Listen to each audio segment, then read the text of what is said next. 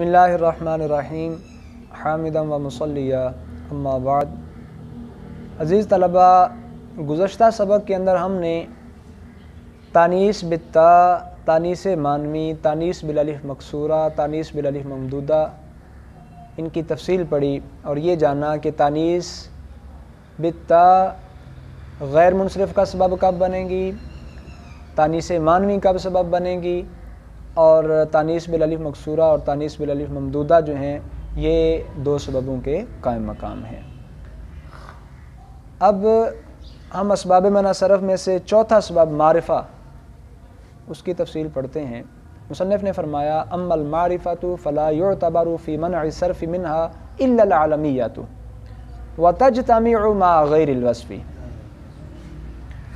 رہا معرفہ، تو معرفہ میں سے منع صرف کے اندر صرف علمیت کا اعتبار کیا جاتا ہے، باقی جو 6 قسمیں ہیں ان کا اعتبار نہیں ہوتا، اور معرفہ جو ہے یہ وصف کے علاوہ باقی تمام اسباب منع صرف کے ساتھ جمع ہو جاتا ہے، یعنی وصف کے ساتھ یہ جمع نہیں ہوتا۔ اس کی وجہ ہم نے وصف کے بیان کے اندر پڑھ لی، کیونکہ وصف جو ہے مبہم ذات پر دلالت کرتا ہے اور یہ معین پر، اور یہ دونوں ضدیں ہیں، آپس میں جمع نہیں ہو سکتی۔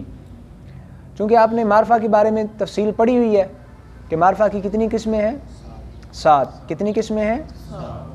معرفہ۔ سب سے پہلے تو یہ جاننا ضروری ہے معرفہ ہوتا کیا ہے؟ وہ اسم جو معین چیز پر دلالت کرے، وہ اسم جو کسی معین چیز پر دلالت کرے اسے کیا کہتے ہیں؟ معرفہ۔ اس کی آگے 7 قسمیں ہیں۔ کتنی قسمیں ہیں؟ اعلام،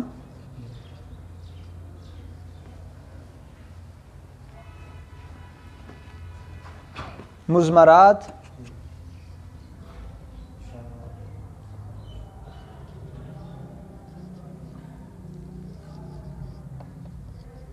اسماء،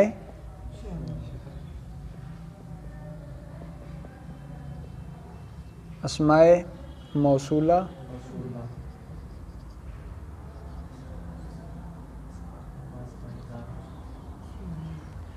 جی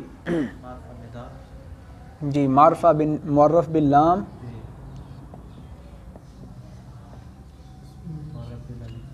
جی معرف بالندا،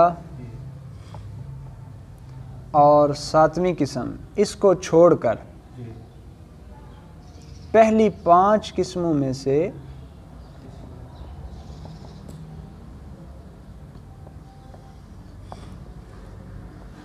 کسی ایک کی طرف مضاف ہو، وہ بھی کیا ہو جاتا ہے؟ معرفہ۔ اب مصنف نے یہ جو فرمایا نا فلا یعتبر فی منع الصرف منها الا العلمیۃ، تو وہ اس قسم کے بارے میں فرمایا کہ صرف یہ کیا ہوگی؟ منع صرف کا سبب بنے گی، باقی یہ ساری نہیں بنے گی۔ بات واضح ہو گئی؟ جی ہاں جی۔ معرفہ میں سے علم جو ہے وہ منع صرف کا سبب ہوگا، باقی کوئی قسم بھی منع صرف کا سبب نہیں ہوگی۔ اور دوسرا یہ بیان کیا کہ معرفہ اسباب منع صرف جو باقی 8 ہیں اس کے علاوہ، ان میں سے کس کے ساتھ جمع ہو سکتا ہے؟ تو فرمایا وصف کے علاوہ باقی کے ساتھ جمع ہو سکتا ہے۔ اس سے اگلی قسم جو ہے وہ ہے جی عجمہ۔ مصنف نے فرمایا اما العجمۃ فشرطها ان تكون علما في العجمۃ وزائدة على 3 احرف كإبراهيم او ثلاثی متحرک الاوسط كشطر فلجام منصرف لعدم العلمیۃ ونوح منصرف لسکون الاوسط۔ اچھا جی، معرفہ کے بارے میں بھی ہم نے پڑھ لیا، اب عجمہ کی تفصیل۔ تو سب سے پہلے جانتے ہیں کہ عجمہ کہتے کسے ہیں، عجمہ کیا ہوتا ہے، عجمہ کا لغوی معنی کیا ہے اور اصطلاحی معنی کیا ہے۔ عجمہ کا لغوی معنی ہے لکنت۔ اہل عرب جو ہیں غیر عرب کو عجمی کہتے ہیں، یعنی وہ گویا گونگے ہیں، ان کی زبانوں میں لکنت ہے، وہ بول ہی نہیں سکتے۔ اور اجماع کا اصطلاحی معنی کیا ہے؟ کون الاسم مما وضعہ غیر العرب، ایسا اسم جس کو اہل عرب کے غیر نے وضع کیا ہو، عربیوں نے اسے وضع نہ کیا ہو، اس کلمہ کو کیا کہتے ہیں؟ اجماع۔ جی، فشرطها ان تكون علما في العجمة وزائدة على 3 احرف۔ اچھا، مصنف نے اس کی شرط کے اندر 2 پہلو اختیار کیے ہیں۔ پہلا یہ، اجماع کے لیے شرط کیا ہے؟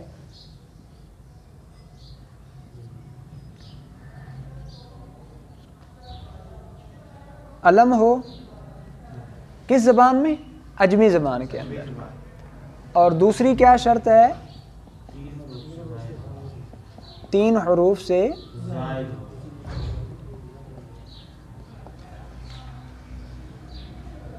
اگر یہ دونوں پائی گئیں تو پھر کیا ہوگا؟ پھر غیر منصرف ہوگا، پھر کلمہ کیا بن جائے گا؟ غیر منصرف، اور یہ منع صرف کا سبب، مؤثر سبب بنے گا، تاثیر اس کی ہوگی، جیسے ابراہیم۔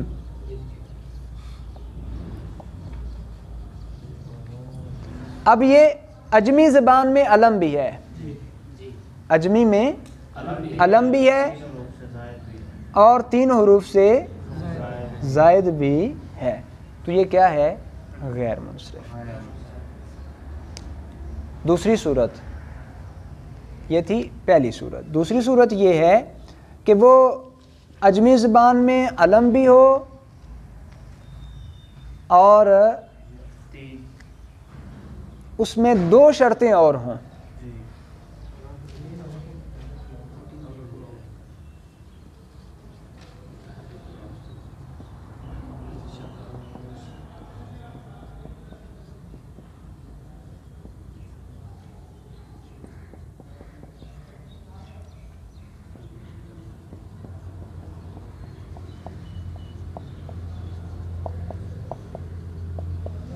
اگر یہ صورت نہیں پائی جاتی، یہ پائی جاتی ہے، تو پھر ان شرائط کے ساتھ وہ کیا ہوگا؟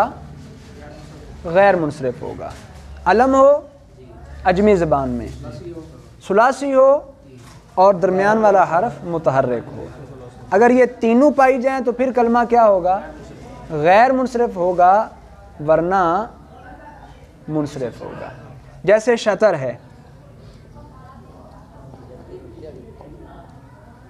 اب دیکھیں علم بھی ہے، یہ قلعے کا نام ہے، 3 حروف ہیں، درمیان والا متحرک ہے، تو یہ کیا ہے؟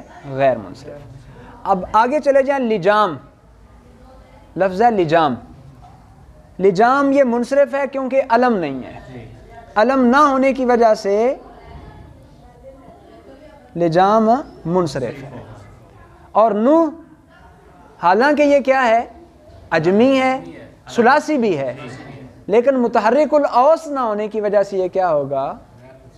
منصرف ہوگا۔ متحرک الاوسط نہ ہونے کی وجہ سے منصرف ہوگا، ساکن الاوسط ہونے کی وجہ سے۔ اللہ رب العزت کی بارگاہ میں دعا ہے کہ